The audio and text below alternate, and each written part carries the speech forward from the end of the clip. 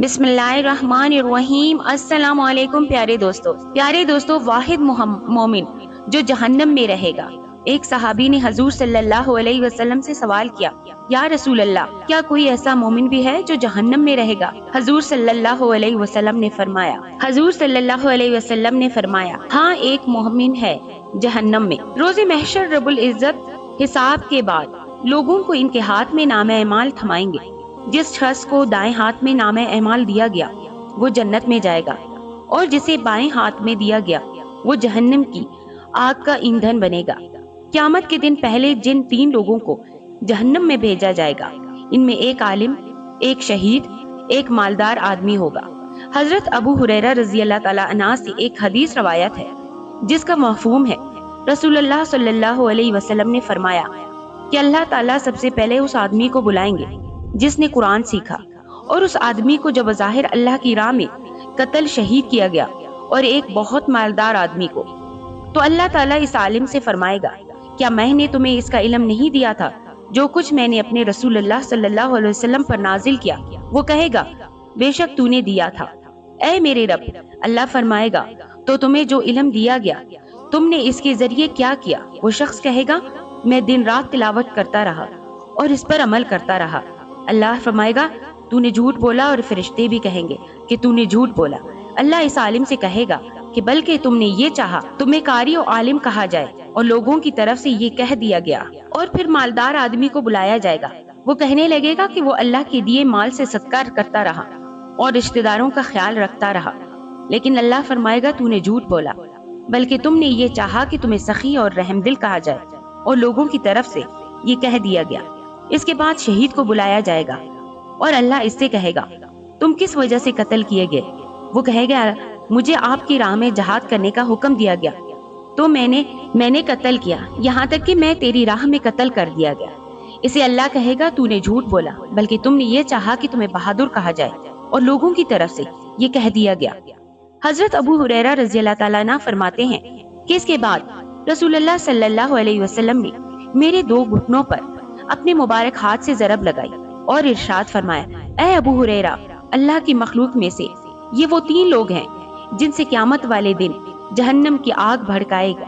ابو ہریرہ رضی اللہ تعالیٰ عنہ بیان کر رہے ہیں کہ نبی صلی اللہ علیہ وسلم نے اپنی امت کو خوشخبری دی اور دیتے ہوئے فرمایا، میری امت کے تمام افراد جنت میں جائیں گے۔ یہاں امت سے مراد امت اجابت ہے۔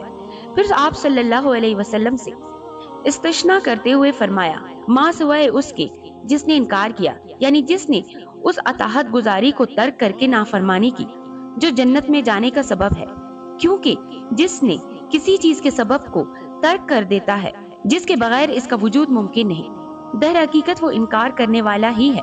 یہاں استثنادر اصل تحدید پر مبنی ہے۔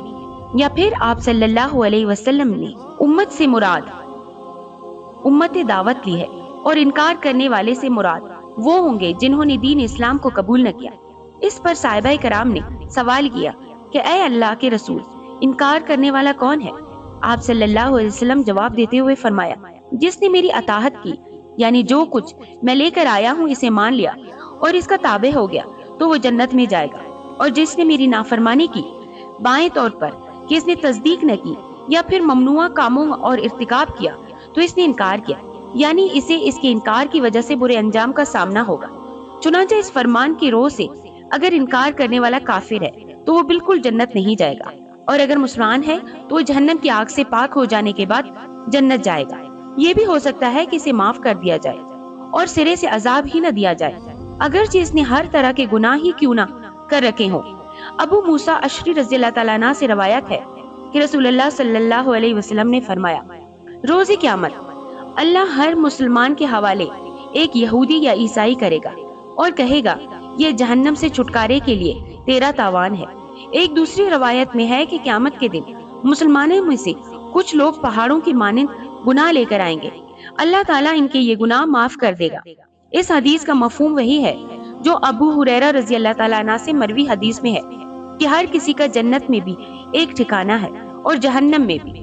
مومن جب جنت میں جاتا ہے تو جہنم میں اس کی جگہ کافر چلا جاتا ہے، کیونکہ وہ اپنے کافر کی وجہ سے اس کا مستحق ہے۔ فکاک کا معنی یہ ہے کہ تو جہنم میں داخل ہونے والا تھا، اب یہ تیرا تاوان ہے، کیونکہ اللہ تعالیٰ نے جہنم کے لیے لوگوں کی اتنی مقدار متعین کر رکھی ہے جو اسے بھر دے گی۔ جب کافر لوگ اپنے گناہوں اور کفر کی بدولت اس میں جائیں گے تو وہ گویا مسلمانوں کے لیے تاوان بن جائیں گے۔ ایک دفعہ حضور پاک صلی اللہ علیہ وسلم صحابہ کی محفل میں جلوہ فرما تھے۔ ایک شخص حاضر ہوا اور عرض کرنے لگا، یا رسول اللہ، کوئی ایسا مومن بھی ہے جو جہنم میں رہے گا؟ حضور صلی اللہ علیہ وسلم فرمانے لگے، ہاں، ایک شخص ایسا ہوگا جو جہنم کی گہرائی میں 1000 سال رہے گا اور مسلسل اونچی آواز سے پکارتا رہے گا، یا حنان یا منان۔ ایک دن وہ اس قدر اونچی آواز میں پکارے گا کہ حضرت جبرائیل علیہ السلام جہنم کے قریب سے گزرتے ہوئے اسے سن لیں گے۔ حضرت جبرائیل علیہ السلام حیران ہوں گے کہ یہ کیسی عجیب بات ہے کہ کوئی مسلسل یا حنان یا منان پکار رہا ہے۔ حضرت جبرائیل علیہ السلام اللہ کے عرش کے سامنے حاضر ہوں گے اور سر سجدے میں رکھ کے خدا کی تسبیح بیان کریں گے۔ اللہ فرمائے گا، اے جبرائیل، سر اٹھاؤ۔ جیسے ہی حضرت جبرائیل سر اٹھائیں گے، اللہ فرمائے گا، بتاؤ جبرائیل، کیا عجیب دیکھا آج تم نے؟ حضرت جبرائیل علیہ السلام عرض کریں گے، اے ہمارے رب، میں نے جہنم سے آتی ہوئی ایک آواز سنی جو کہ گہرے گھڑے سے لگی رہی تھی، کوئی پکار رہا تھا، یا حنان یا منان۔ اللہ فرمائے گا، اے جبرائیل، جہنم کے دروغہ مالک کے پاس جاؤ اور اسے کہو کہ جو بندہ یا حنان یا منان کی صدا لگا رہا ہے اسے جہنم سے نکال کر تمہارے حوالے کر دے اور پھر اسے تم میرے پاس لے آؤ۔ حضرت جبرائیل علیہ السلام جہنم کے دروازے پر تشریف لے گئے، دروازے پر دستک دی، حضرت مالک باہر آئے۔ حضرت جبرائیل علیہ السلام نے انہیں اللہ کا پیغام سنایا۔ حکم سن کر حضرت مالک علیہ السلام جہنم کے اندر جائیں گے۔ ہمارے پیارے آقا صلی اللہ علیہ وسلم نے فرمایا، جسے ماں اپنے بچوں کو پہچانتی ہے، بالکل اسی طرح حضرت مالک ایسے ہی جہنم کو پہچانتے ہیں۔ اس کے باوجود آپ یا حنان یا منان کہنے والے شخص کو تلاش نہیں کر پائیں گے۔ باہر تشریف لائے گئے، حضرت جبرائیل سے عرض کیا، اے جبرائیل، جہنم نے گہرا سانس لیا ہے، اس لیے کون سی چیز پتھر ہے، کون سی چیز لوہا اور کون انسان ہے، اس کی پہچان نہیں ہو رہی۔ حضرت جبرائیل علیہ السلام پھر اللہ کی بارگاہ میں سجدہ کریں گے۔ اللہ پاک ارشاد فرمائے گا، اے جبرائیل، سر اٹھاؤ، تم یا حنان یا منان کہنے والے کو کیوں نہیں لائے؟ حضرت جبرائیل علیہ السلام عرض کریں گے، مولا دروغہ جہنم حضرت مالک نے بھی معذرت کی ہے، کہتے ہیں کہ جہنم نے گہری سانس لی ہے جس کی وجہ سے پتھر، لوہا، انسانوں میں کوئی فرق نہیں رہا، تو یہ سبھی جل کر کوئلہ بن چکے ہیں، کسی چیز کی پہچان نہیں ہو رہی۔ اللہ پاک فرمائے گا، جبرائیل، مالک سے کہو میرا بندہ جہنم کے فلاں گھڑے میں فلاں کونے میں اس حالت میں پڑا ہوا ہے۔ حضرت جبرائیل جہنم کے دروازے پر جائیں گے اور حضرت مالک کو یا حنان یا منان پکارنے والے کا پتہ بتائیں گے۔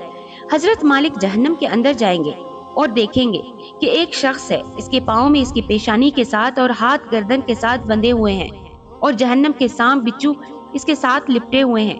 حضرت مالک اس کی زنجیریں توڑ دیں گے اور جہنم سے نکال کر حضرت جبرائیل علیہ السلام کے حوالے کر دیں گے۔ حضرت جبرائیل علیہ السلام اسے عرش الہی کے سامنے لے کر حاضر ہوں گے، سر سجدے میں رکھیں گے۔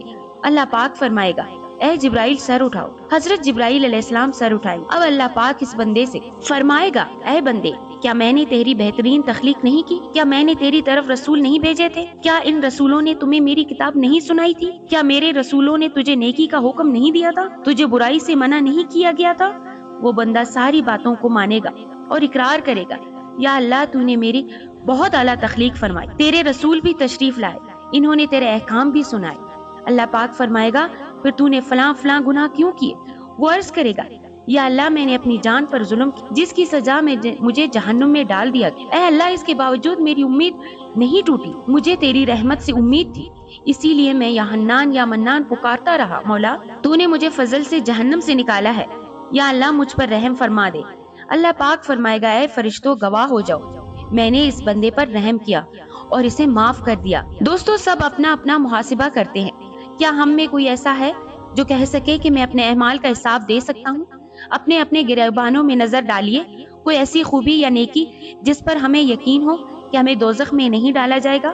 ہزاروں سال کی باتیں بھی رد ہوتی دیکھی گئی ہیں، تو بس اللہ سے دعا کرتے رہیں کہ اللہ، ہم جانتے ہیں کہ اگر ہمارے اعمال کا سخت حساب لیا گیا تو یقیناً ہم نہیں بچ پائیں گے، ہم بے حد گنہگار ہیں، لیکن اے اللہ پاک، ہم تیری رحمت کا سوال کرتے ہیں، ہم سے حساب اپنے عدل و انصاف پر نہ لینا، بلکہ ہم پر اپنی رحمت اور عطا کا سایہ رکھ۔ اے اللہ پاک، ہماری دعا کو قبول فرما دے، آمین ثم آمین۔